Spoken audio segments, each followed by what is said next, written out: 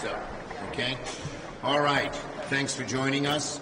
Senators Stabenow and Murphy also, thank them for being here.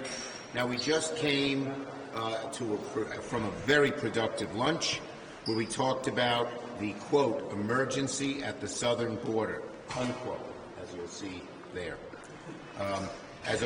This is, quote, emergency at the southern border. That's what our Republican colleagues call it. Now, three things are true about the southern border. One, status quo cannot continue. Two, Democrats want Congress to take action. Three, the only way we solve this issue is with real bipartisan action, not partisan talk and finger-pointing. Instead of just grandstanding, making loud complaints and finger-pointing, Democrats want to get something done. Democrats, led by my friend Senator Murphy, who you'll hear from shortly, showed we're serious about border security when we work with Republicans to write the strongest border security bill in a whole generation. To hire more border agents and asylum officers, and enhance drug enforcement, fix asylum. We had the strongest border security bill in decades, ready to go here in the Senate, until Donald Trump killed it to keep the issue alive on the campaign trail. He said, blame it on me. Remember he did that when we talked about shutting down the government with Pelosi and I? It didn't end too well for him. This one isn't either.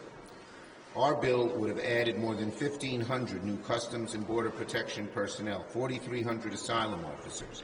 It's a bill Democrats and Republicans spent months negotiating and fine-tuning and revising.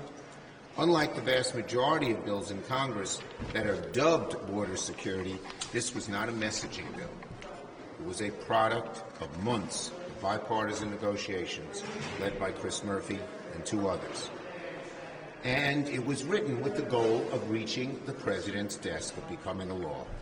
A bill supported by the people who know, maybe better than anybody, what it takes to take border security. The National Border Patrol Council endorsed this bill. They're very conservative. Their president called our bill a step in the right direction and, quote, far better than the current status quo. Donald Trump's sabotage of the strongest border bill in decades just for political gain is disgusting, appalling, and the Senate Democrats following suit all are enabling him to keep the border in chaos. So this, quote, emergency is a ruse for the Republicans. It's not an emergency. For them, it's political theater at the stake of our country. Still, Democrats have not walked away from the debate.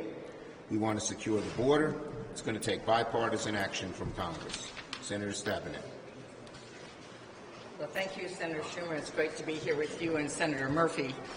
On April 2nd of this year, Donald Trump came to Grand Rapids, Michigan, lamenting what was happening at the border, and he used the tragic death of a young woman in a domestic violence case to politicize what's happening at the border.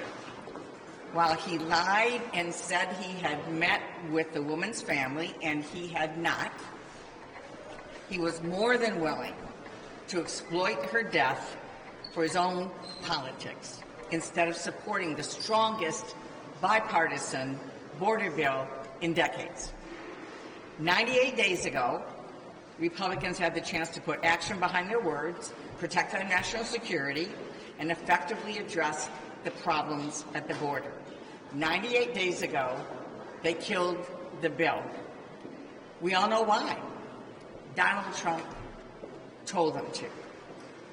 Democrats want to solve the challenges at the border and give the Biden administration additional tools to solve them, and that's exactly what this strong bipartisan legislation would do.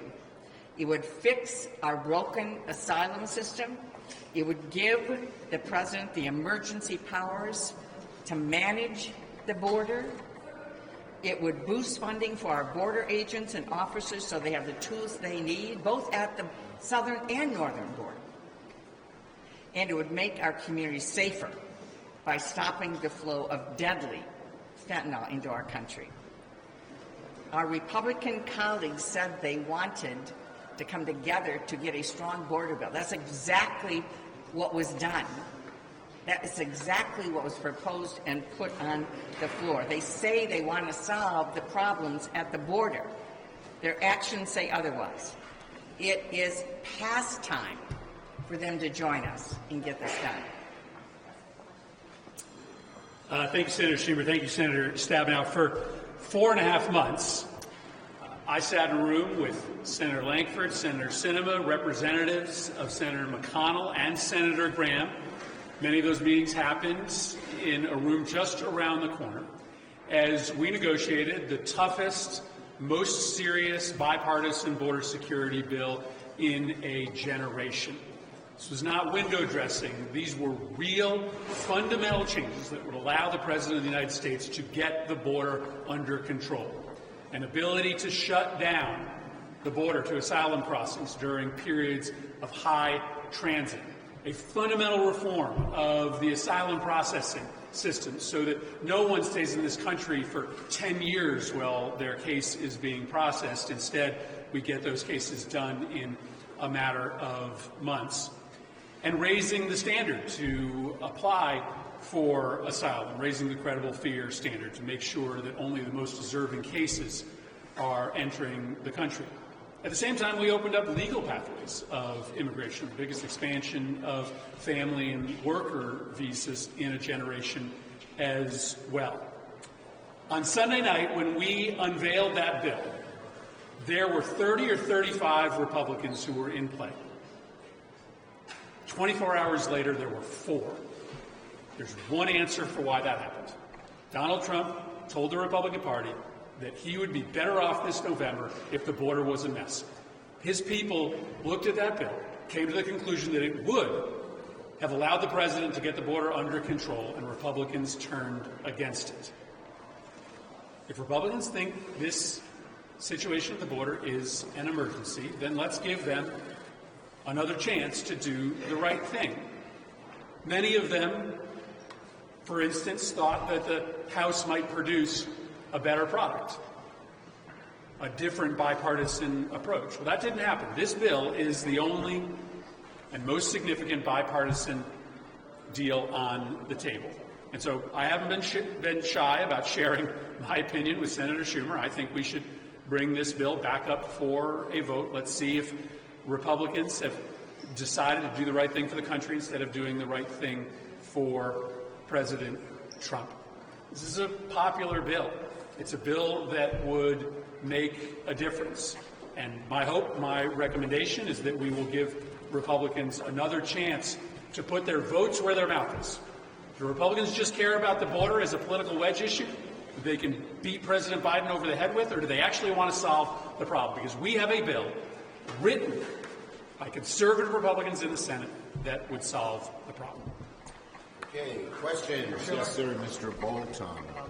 New York Times Santa College poll showed Biden trailing Trump in 5 of 6 battleground states, down to Trump double digits in Nevada. What do Democrats need to do to prevent the president from weighing Senate Democratic candidates down in these battlegrounds? Look, if you look at the same polls, number one, all in the 4 battleground states they tested, every one of our Democrats was ahead. And that's because our Democrats are great candidates. Every week they are implementing the great work we did in 2022, 2021, 2023. Furthermore, as the election gets closer and closer and people realize the stakes in America, the good things that Joe Biden has done for them, the horrible things that Trump will do to them, Biden's going to win those states. Yes. Senator, can you clarify your comments about permitting reform package? Manchin said your comments were taken out of context about it being virtually impossible this year. Look, the bottom line is I'm very proud of what FERC did and how I worked with FERC to get transmitting done.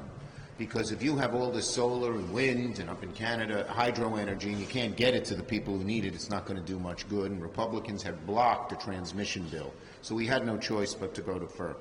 As for permitting, which is somewhat different, the bottom line is it's going to be very, very difficult to get it done with Republicans in the Senate and the House. Very, very difficult. But I'll work with Manchin and try, although I think it's a real uphill battle. Yes. The House is going to vote this week, and looks like it's going to pass a bill that would force weapon shipments to Israel. And I wondered if that has any chance in the Senate. Look, the House hasn't voted yet. The president has already said he'd veto it, so it's not going anywhere. Yes. Your thoughts on the stakes of this election for the judiciary? What do several more years of you and President Biden look like versus if Trump comes back, especially with the Supreme Court justices, some of them getting up there in age? There are a number of issues that are really important in the court, but number one would be women's health and choice. The lines between the parties and the nominees that each party has sent to the Supreme Court are clear, and it's going to be a major issue in the election. Yes. This immigration bill, if there's resistance again to passing it here, which seems likely, is there anything you think President Biden should do on his own to address? Well, I know if you just look even today, the president is doing some things by administrative action that deal with the border. He dealt with those ferries last week. He's changed some of the asylum rules so people wouldn't rail on. And I think you'll see him doing many other things. Yes. Do you support expelling Senator Menendez if he is convicted? He's on trial, so I'm not going to comment. Last one. Peter Schumer, do you support conditioning aid to Israel, and if so, what steps would you want to see from Israel in order to remove I make 4 points in terms of the conflict in Gaza that have to be done. Hamas has to be radically reduced.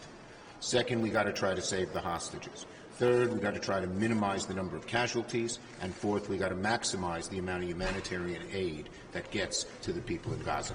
Thank you. 98.